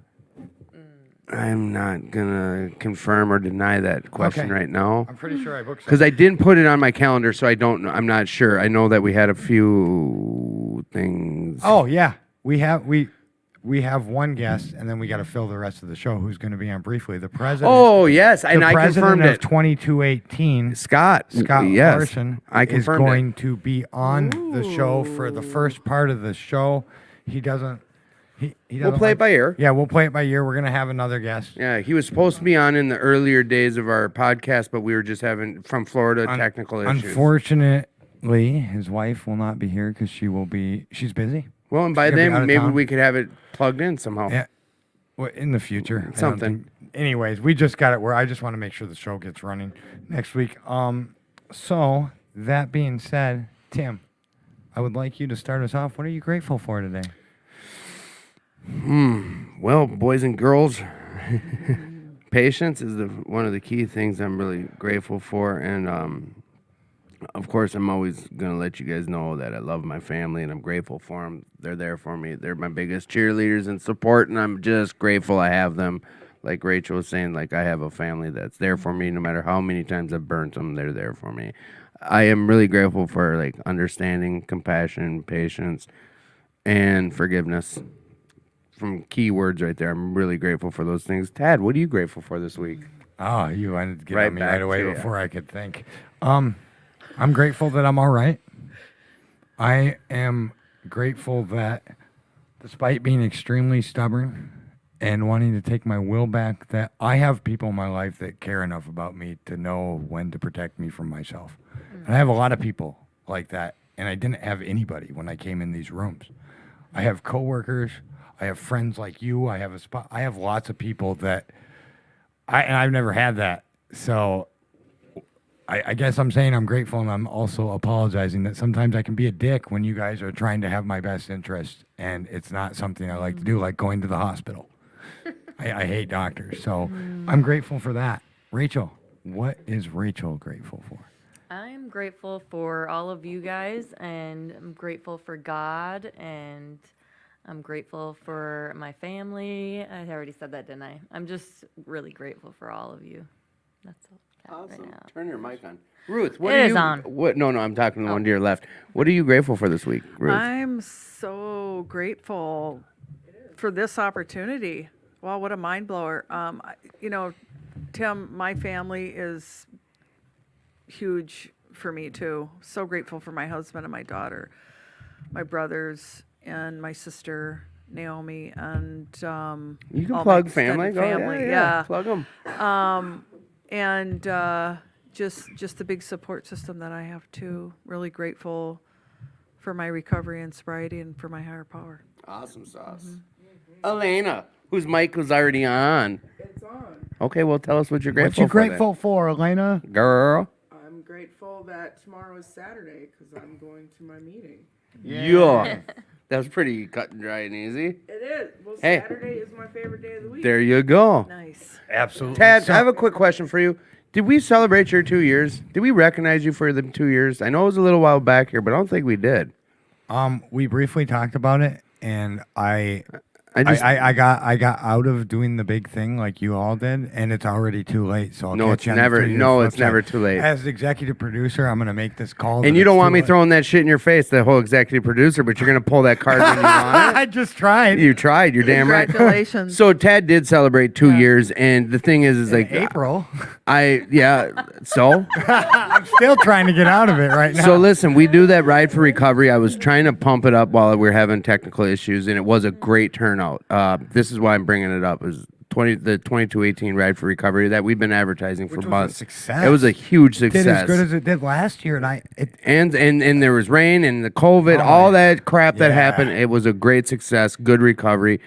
But we did a medallion hour up there, and Tad was able to be recognized for his 2 years. I that was waited- just a week ago. So yeah, well, 2 weeks, but who's counting? Anyway, You? so I waited, Apparently and you. me and my buddy Brandon, we had the same coin because when I asked him to give me my coin, then his girlfriend asked me to give him his because she didn't want to go up there, and I'm like, I have this coin. Right. Like I'm about to hand. So Brandon gives it to me, and he's like, "This is a really cool coin. I wish someone would have got me that coin." I'm like, "Just wait, the miracles are gonna happen. You'll be amazed and surprised at what happens when you do the right thing." And then, boom, I pulled it. He's like, "Is that your coin?" No, that's your coin. And So just briefly, Ted, I know we're crunching down. Like, just tell everyone, like, how did you accomplish that? How did you accomplish making 2 years? lots of fucking service work. Doing lots of stuff I didn't want to or wouldn't normally do. Some bitching and moaning in there, working the 12 steps. Share God. Nice. I found a recovery family. I was going to say good friends, but they're much more than that. I found a Yeah. recovery family, and that has constantly, it's kind of ebbed and flowed. My people aren't always the same, but once you're my people, you're always my people. But my inner circle, like 4 people I go for guidance, constantly changes because people are at different places. And I've learned to accept that. And that's been huge. Like when I got my 2 years in April, we filled this room and about, I'm not even kidding you, like 35 to 50 people were in here that don't normally come to the meeting. And I had cake and balloons and like, Nice. I'm almost getting teary eyed Yep. thinking about it. Yeah. And my sponsor, Rob, was like, do you see that, fucker? Yeah. As he's giving my coin, next time you feel alone, look at this. Right. Look at these people all showed up just for 2 minutes to see you get your 2 years and tell you that they love you. And that was super powerful. And I can't, like, the person I am now, I'm not perfect and I can be a dick sometimes, but the person I am now, like, I mediate violent people as a bouncer and I deal with the erratic people. And I was the person that was me. I have no qualifications to do that. I'm in charge of security here, and I have been changed, and I fuck up. And my friends know because how I feel behind closed doors is not how I act. Luckily, Right. Because these 12 steps has made me able to, and God has made me able to, and it's just through all of that shit. And like I had a dream that I wanted to change the world and how the world feels about addiction, and it starts with this podcast. Yeah. It really does. Because normies listen to this podcast too, which is crazy. So that Yeah. was my short, long answer. And thank you. And real quick, you know what? And I keep crunching us on time. Keith, one of our biggest supporters of the show, is always on. I'm going to just read what he just wrote. I'm grateful for 2 years, 11 months, 29 days clean. I'm not sitting in jail. I'm not sitting in a jail cell tonight. I've got friends that love me. Super grateful for Sue, Harrison, and my kids. Keith, recover soon. I know you're dealing with some PT stuff. Just get through that, get better. And we love you and thank you for the support. Everyone who checked in tonight, everyone who gave us some questions, everyone who's interactive and patient with us, we're grateful for you. Thank you guys for listening to this show. We love you. And you're not alone. Like Tad tells you every week, you're not alone. We're right here. So also, we want to pump another, the Jimmy Palooza. We talked about at the beginning, but we were having issues. So Jimmy Palooza, Back to the basics 2021. That's this year. Live music, there's speakers, there's volleyball and more. It's July 9th through the 11th. It's 340 Fairground Street, Garden City, Minnesota. $40 for the weekend, $15 a day, but I imagine it's an NA event, so no addicts are turned away. Show up and volunteer if you need. And next weekend is Pig. Just look into it. Tad? It's like $60. Yeah, I think, but no, I or thought it was like 30. yeah, they, you know No what? addicts turned No away. If that's- you can't yeah. afford it, they Yeah. will put you to work, and you can do a service thing like much of these recovery events. Yes, there's always, yes. So, But shout out to everyone who checked in. Sorry if we did not get your name or mention you. We love you and we're grateful for you. We really are. absolutely. Tim, you got anything else, or you want the buzzer beater? Let's buzz the beat. Let's- You know what, real quick, I think you brought it up again, but 2218, like, if you're able to donate, please do. They can use the funds. This is an old building. We do a lot of meetings, a lot of recovery. The link is on here. Elena might try to get it on there one more time before the show's over. If you're ever interested in being on the show, being Yes. a part of the show, Yes. or have guests, inbox me or Timmy. We're both on the comments. Yes, or ideas. Yeah, we'd love ideas. Otherwise, I don't know. The show is yours. Yeah, this is a show for the people. This is a show for the people. We don't get paid. For the people, by the people. It's for addicts, by Yes. addicts, and we don't get paid. We want to thank our guests because this is a service, and everybody's a little uncomfortable at first, but once they're on here, it's not that bad, is it? No, I know we're getting awesome. tired. It has got late, but look at it. It's Well- almost 10 after. But how quick did this go? It was real was- quick. It was, it was great. so much Fun. fun. You Right. guys are so likable. Thank you. You know, Tad, I've heard yourself call yourself a jerk or something like that several times. I He think does you're that self-deprecating a lot. Okay. He does.